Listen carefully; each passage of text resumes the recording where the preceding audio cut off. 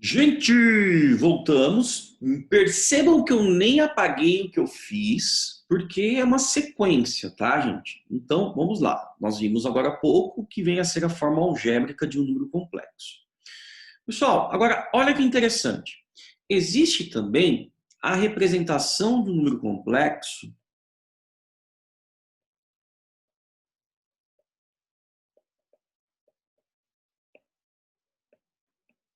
na forma de par ordenado. Mas como assim?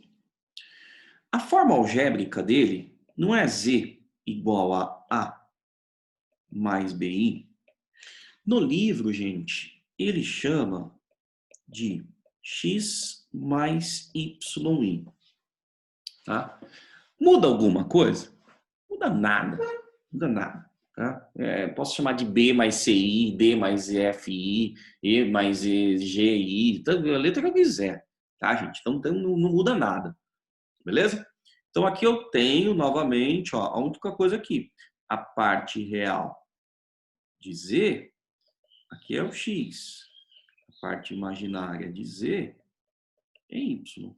Se vocês preferirem X, Y, tudo bem por mim. Eu já tenho na cabeça A mais BI, mas também não precisa mudar. Tá? Então, beleza. Se eu usar essa representação X mais YI, vocês estão vendo que eu tenho dois valores? Um que é real, um que é imaginário. Isso significa que esse número, só vou diferenciar aqui, ó, Z1 e Z2, tá? Qualquer número complexo pode ser representado por um par ordenado. Mas como? Olha, o Z1 pode ser representado por um ponto M, que será dado por A, B. Um ponto do plano. Só que o plano aqui, ele não é o nome dele não é o mesmo que o plano cartesiano. Aqui, pessoal, ele é conhecido como plano de Argand de Gauss. Já vou colocar, tá? Porque é uma outra representação. Na verdade, a ideia em si é a mesma da geometria analítica, mas eu estou representando no mesmo sistema de coordenadas, né? Eixo horizontal, eixo vertical no mesmo plano, eu estou representando números complexos. Então, lá no plano cartesiano, o eixo X é chamado de eixo das abscissas. Aqui, ele é o nosso eixo real, tá? Aqui, pessoal, ó, o Z2. Deixa eu colocar o Z2 aqui também. Por exemplo, com um ponto N. Aqui seria x e y, olha aí. Por isso que ele usa x e y, talvez para ficar mais simples nesse sentido. Mas dá na mesma. O que me interessa é saber que o termo independente, ou seja, a parte real, corresponde a x, ao eixo horizontal, a parte imaginária, seja A, seja B ou Y, corresponde ao eixo vertical. Tá? E o nosso plano aqui, então, ó, plano de Argand,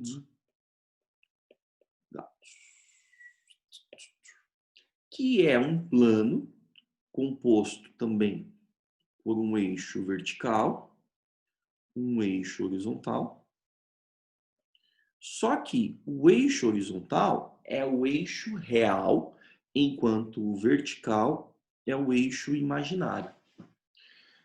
A divisão dele, pessoal, é a mesma coisa que nós fizemos lá no plano cartesiano. Nós temos aqui, ó, 1, 2, 3, 1, 2, 3, menos 1, menos 2, menos 3.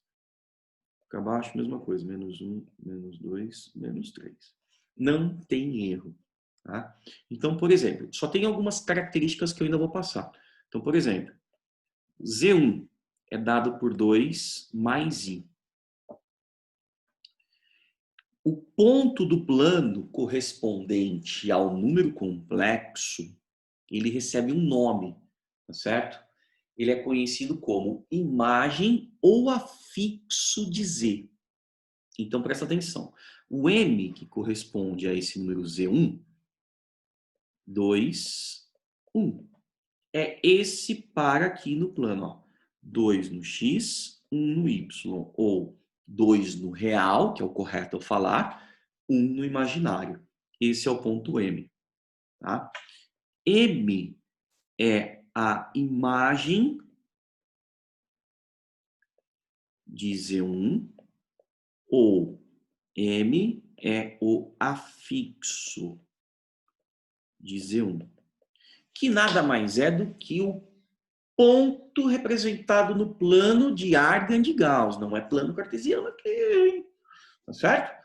Então, M é a imagem ou o afixo.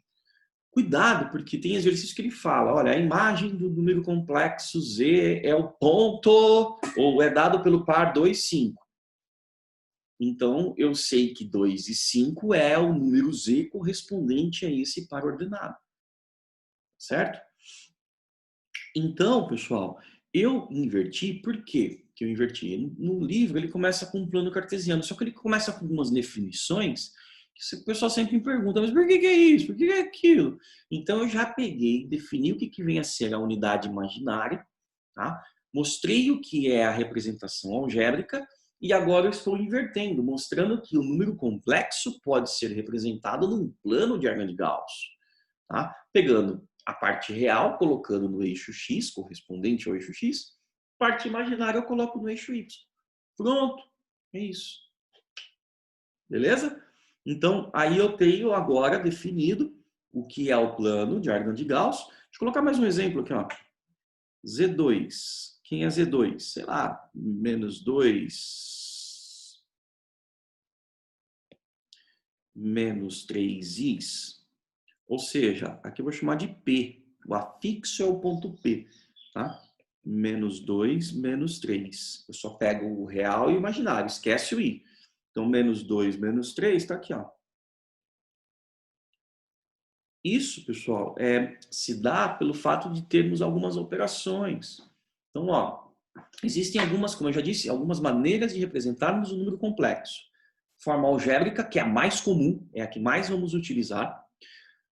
A forma de ponto, que aí nada mais é do que o afixo ou a imagem do número complexo, que é quando eu represento ele no plano. Tem a forma trigonométrica, que nós vamos ver, forma polar. Lembra que eu falei que usa de tudo aqui? Usa trigonometria, usa geometria, usa geometria, a geometria analítica, que é a ideia da geometria analítica. A gente vai trabalhar com distância entre eles, tem um monte de coisa. Beleza? Então, vamos parar aqui por aqui de novo, tá certo? E na sequência eu já vou falar das potências de I, que é importante vocês saberem também que tem relação com sequências. Ó, quem quiser tirar um printzinho aqui, tá aqui, bonitinho. Valeu!